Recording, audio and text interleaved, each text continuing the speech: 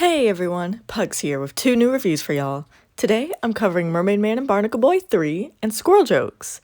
And these are just another pair of pretty good episodes, though I think about one of them a lot more than the other one. I like them about the same though, so I guess spoiler alert for my reviews.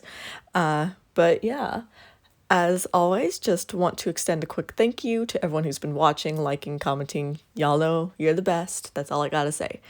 And yeah, with all of that said, let's just get right into it.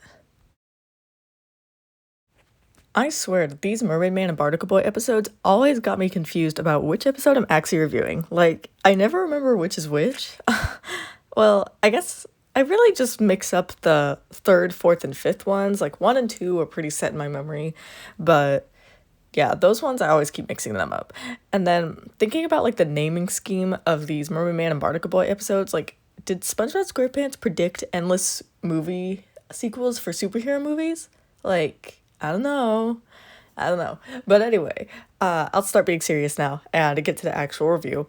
So, I think that Mermaid Man and Barnacle Boy 3 is a good episode, but I also think that it starts kind of slowly. If we're being honest here, I'm nearly bored until SpongeBob and Patrick start freaking out over Man Ray being in front of them. And I mean this gag with the whole, mama, that really pulls me in because it's hilarious. But for that first minute or two here, I'm nearly ready to click off the episode. But once Man Ray gets introduced, things get much better. The episode truly picks up, and it's absolutely hilarious. Man Ray is amazing in this episode, like, my god. He is the perfect straight man to SpongeBob and Patrick, occupying a similar yet completely different role to Plankton, who's very dramatic and crazy in his own way. But back to Man Ray. This man is truly the star of the episode. Every scene of his quote-unquote rehabilitation is a goldmine, with, of course, the absolute best one being the wallet scene. And that's peak humor. I don't know what to tell you. Nothing else I can say about that one. And I just love how Man Ray and Patrick end up having beef by the time the episode is halfway done. Man Ray snapping and beating up Patrick is honestly deserved, and then Patrick's vindictive revenge is hilarious to watch. And while we're on that note, I'm just gonna need for certain episodes to pick up the pencils because, see, Patrick can be a jerk ass without it being the worst thing ever. Amazing how that happens, right? But anyway, the tickle belt is also delightfully absurd while also being a horrific invention. Like, seriously, I think I'd rather die than be forced to essentially laugh indefinitely. Like, that shit hurts after a while, first off. And that just sounds like real torture. But the last act of the episode is probably the weakest of the entire episode, but I find myself enjoying it all the same. Like, the only thing I don't really like all that much is the Orb of Confusion. The effects are really cool, but watching SpongeBob and Patrick essentially become confused vegetables isn't really all that entertaining to me, but I suppose it doesn't really last very long. And the orb is a cool device, though, and I wonder how it works. I don't know. We're just gonna say magic. And I like that in the end, Man Ray ends up rehabilitated to some degree, although it's more out of fear of retribution rather than actual change. At least that's how I'm taking it, but I guess he changes, I guess. One last thing that I like in this episode are the visual touches here. There are some really cool paintings of Man Ray all throughout the episode, and I love them because they really give that comic panel feel. And the design of the Mermalayer is pretty cool too. And every time I think about the Mermalayer, I think about the Truth or Square DS game. Like, that game was probably the most important game in my childhood, other than Drawn to Life SpongeBob Edition. But anyway, I also like the moment where Patrick drops the box on Man Ray's foot and his little like ear things droop down. That was both funny and cute, and touches like that add a lot of personality to the episode and the characters. To kind of sum things up, Mermaid Man and Barnacle Boy 3 is a pretty good episode that actually exhibits a surprising lack of the two heroes, but SpongeBob and Patrick kind of take their place in a great way here. When this episode is good, it's excellent, but when it's not good, it's slow and almost boring, which kind of prevents this episode from reaching the amazing tier. Overall, though, I still really enjoy this episode, which is why it's going to sit right in my great tier, coming in with a score of 8.3 out of 10. Oh boy, I finally get an excuse to use my soapbox graphic. But I'm getting ahead of myself because I'll be talking about that a lot later. First, I want to mention that I didn't realize how much Squirrel Jokes divided people's opinions until I reviewed this episode back in December and read through some of the other comments on the forum about it. I mean, some people were saying this episode was really good, while others were saying it was horrible. And I noticed that a lot of the reasons that people thought this episode was bad were real similar. And to be honest, I don't agree with them, but I'll get to that in time as it involves my soapbox. So for now, I'll just say that I quite enjoy this episode, and I think it did a good job teaching the moral, or not even moral, just lesson, awareness spreading even, that it sought out to teach. So to start digging into this review properly, let me just start by commending this episode for once again not leaning too far into humiliating SpongeBob that I wanted to crawl out of my skin. Yeah, the beginning of this episode has plenty of awkward moments, but there's enough humor in the gags of the audience not liking SpongeBob's jokes, as well as SpongeBob's crappy jokes, that I can get through it just fine. See, this is how you do it. Season 6 episodes, take some notes about how to handle awkward moments, please and thank you.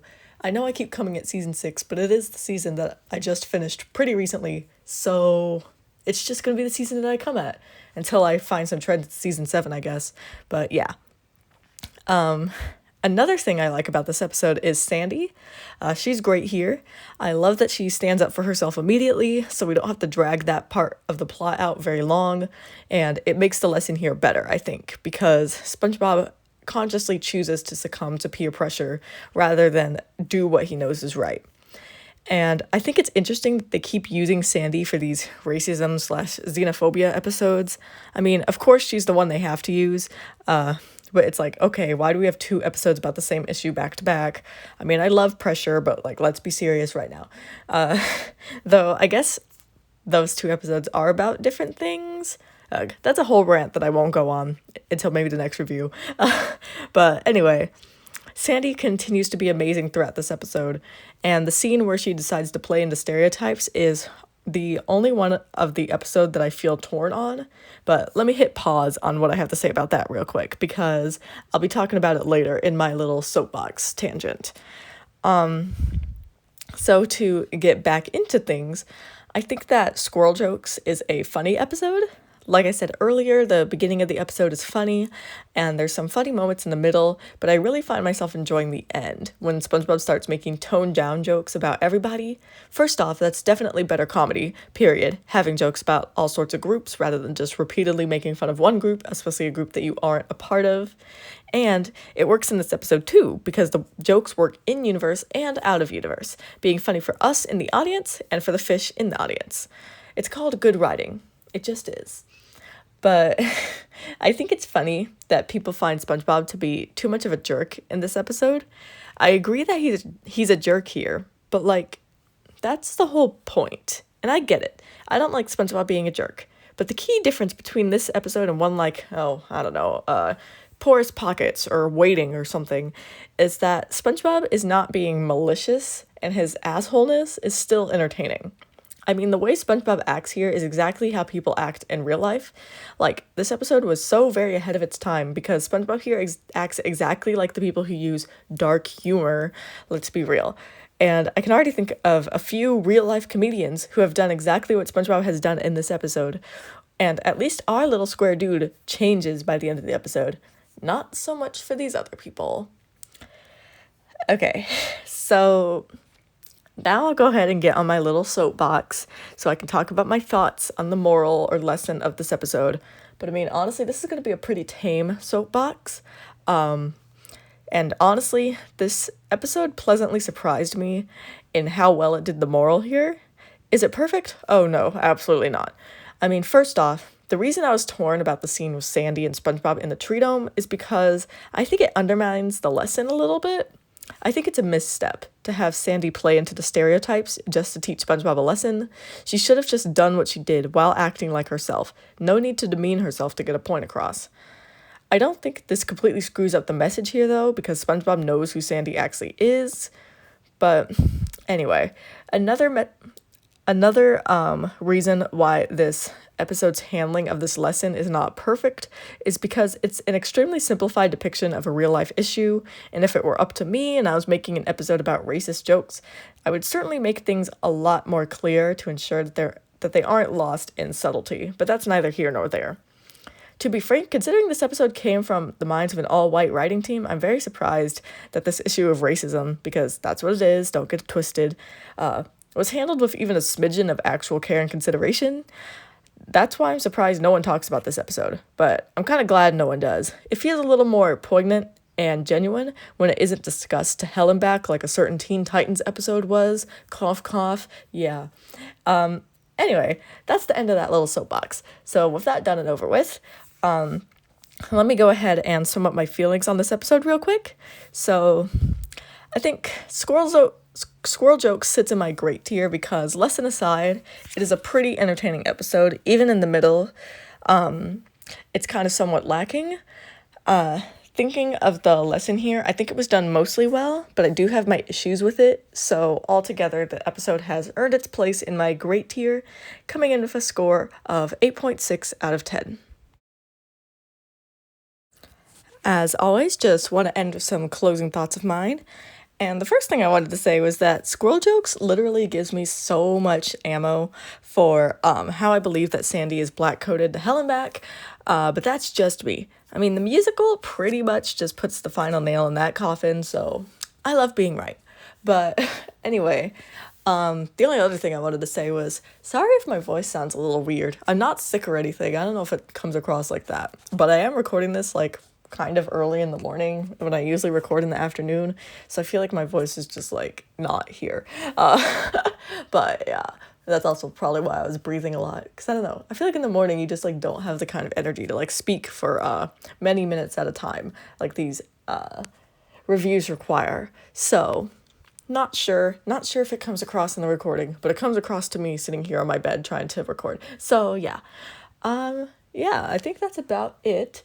So that's going to be all for this review, and I'll go ahead and end things here, and I will see you guys in the next review.